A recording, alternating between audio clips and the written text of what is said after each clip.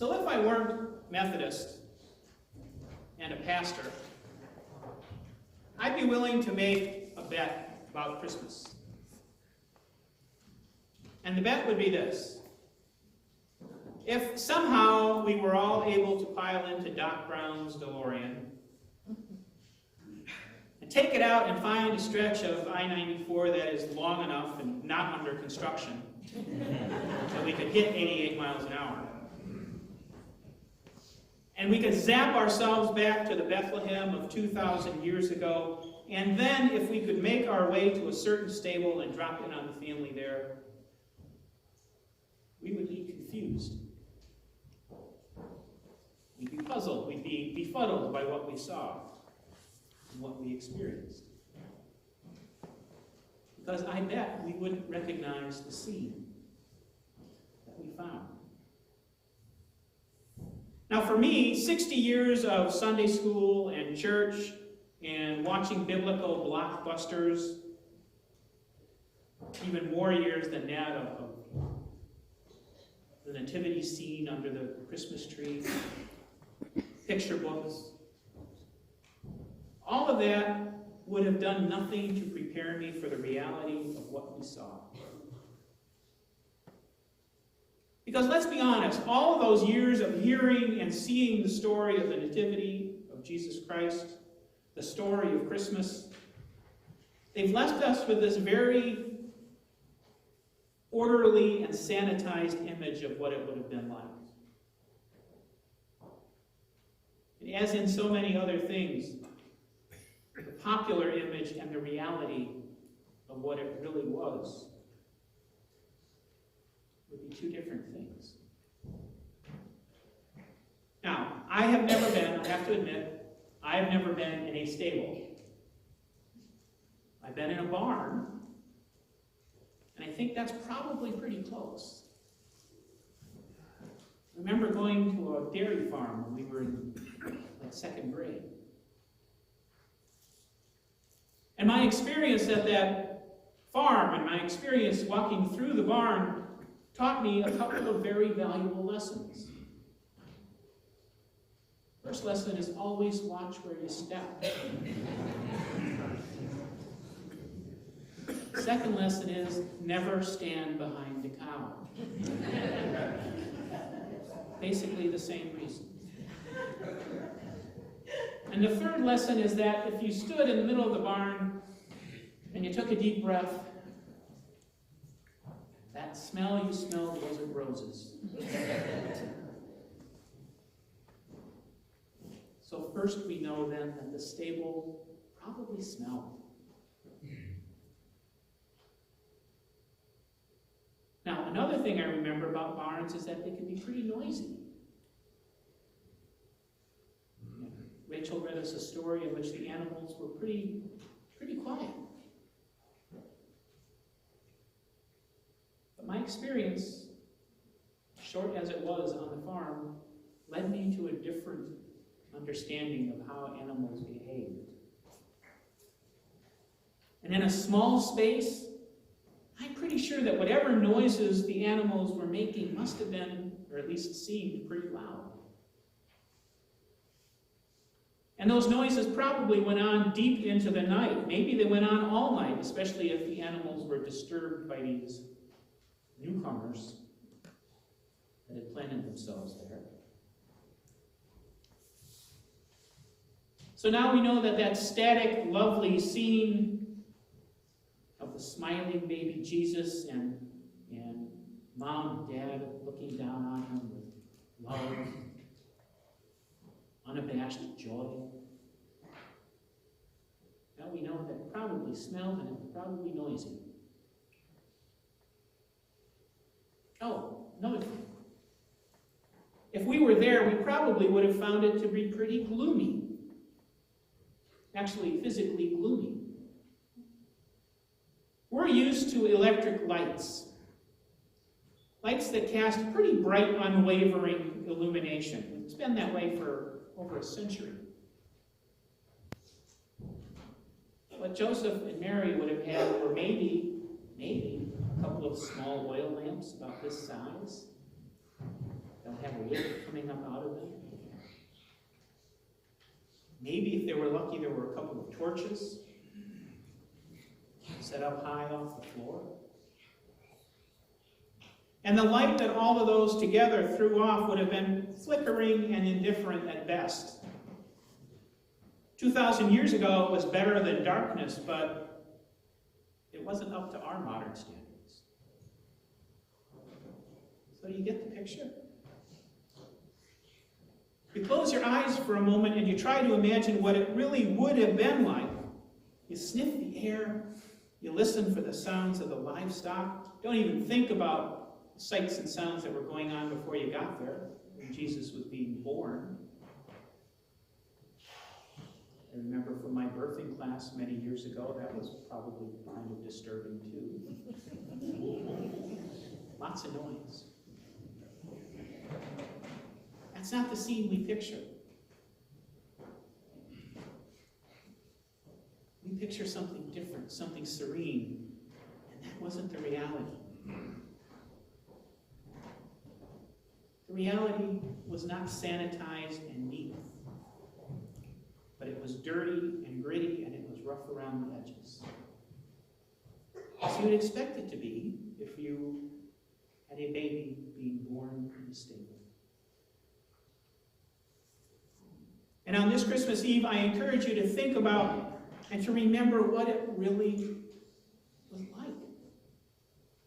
Not the Sunday school Hallmark card version of the Nativity, but the real one. The gritty one. And I encourage you to think about that because that reminds you, first of all, that it really happened. And that it happened to real people. And as I have said before, it happened to people who were not superhero, 10 feet tall and covered with hair. They were real, vulnerable people. Ordinary people whose only claim to not being ordinary was the fact that, for whatever reason, God had touched them and said, "This is what I want you to do." That's the reality. And that's the whole point of the Nativity. It's the whole point of Jesus being born the way he was. It was to anchor everything that he would eventually do in the real world, because it was the real world that needed saving.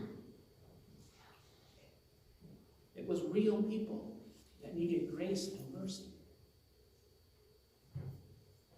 People like you and the 60-odd billion people who have lived in the last 2,000 years.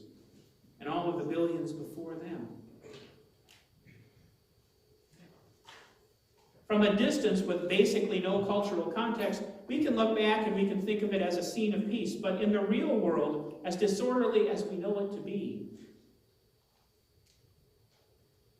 there was much more going on beneath the surface. And I discovered this past week that we can even catch a hint of this in the language that's used, if you happen to be hip to first century Greek. In Luke 2:19, we heard it just a few minutes ago, in reference to the coming of the shepherds and their tale about the angels, appearing to them and the promise of peace on earth and all of that stuff. We're told that Mary took all of these things in and she, quote, pondered them in her heart. Unquote. When I first heard that 60 years ago, and quite often since then, that phrase has meant to me that Mary took these things in and she thought about them. Contemplate. Kind of like a mental album she could look through.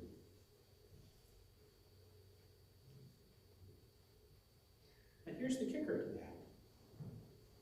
The word that is translated as pondering, the Greek word is symbolo.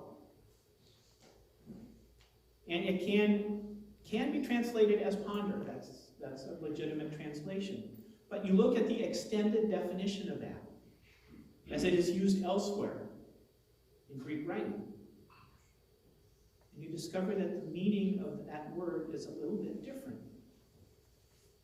And that word, symbolo, ponder, means more than just to think about. It also means to meet or engage in conflict. It means to encounter something in the course of a dispute. And when we apply that to that phrase there, we suddenly see that Mary was not just passively thinking about everything she had seen and heard, but we can maybe understand then that she was struggling with those things. She was trying to make sense of them. Think of everything they'd been through.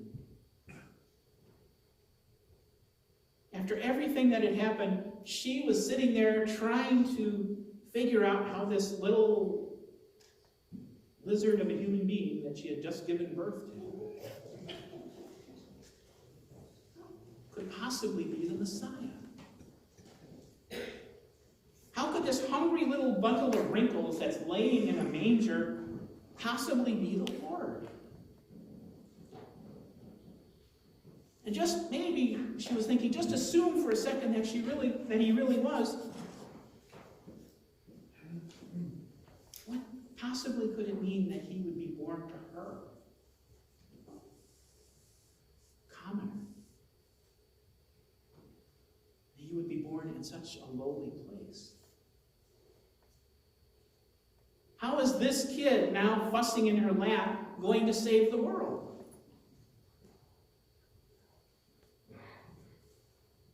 And this may be the million-dollar question that she would be thinking about is, okay, he's been born. What next? All of these dissonant thoughts and ideas, reason and faith, anticipation and apprehension, they're all struggling within her as she tries to make sense of her life at that point. And we can guess, but never know for sure. But we can guess that these same conflicts, these same questions, probably continued to pursue her throughout her life. How could this child sitting in the front yard, making mud pies, grow up to be the one who was going to bring God's kingdom to the world? How could this adolescent who is kind of indifferent about cleaning his room be the one who's going to take away the sins of humanity? How could this young man who preaches about love and humility and service to others possibly stand up to the greatest military power in the world? And I wonder if any of us, without the benefit of hindsight, would have been able to put her mind at ease.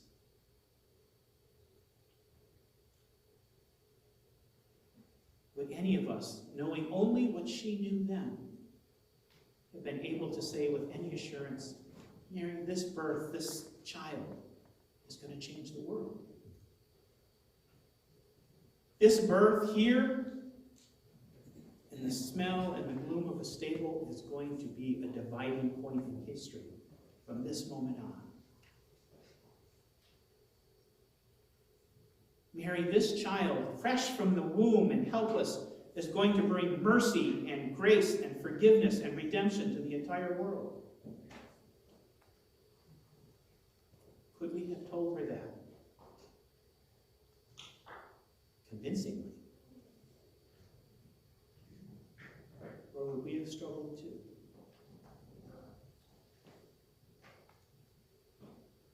So as our worship draws toward a close on this night, this Christmas Eve, I invite you to consider this.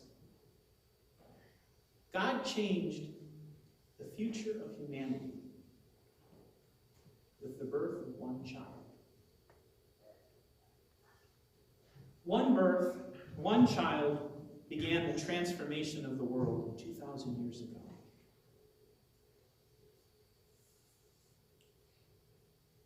Now, as we sit here at Christmas and look ahead to the new year, how that transformation.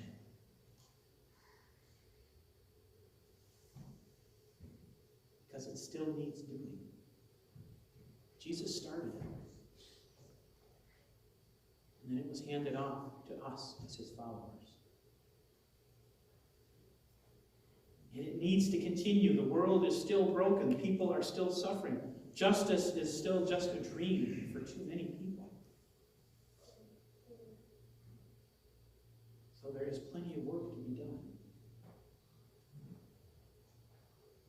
So who do you know needs help? Who do you know that needs hope? Who do you know that needs to hear and see and feel the good news of Jesus Christ, the real good news of Christmas? And how can we do that for them? Those are the questions we're left to ponder on this Christmas Eve. On this night of remembrance, I wish you joy and peace. And I pray that one day the whole world will come to know the joy and peace that comes from the birth of the Christ child.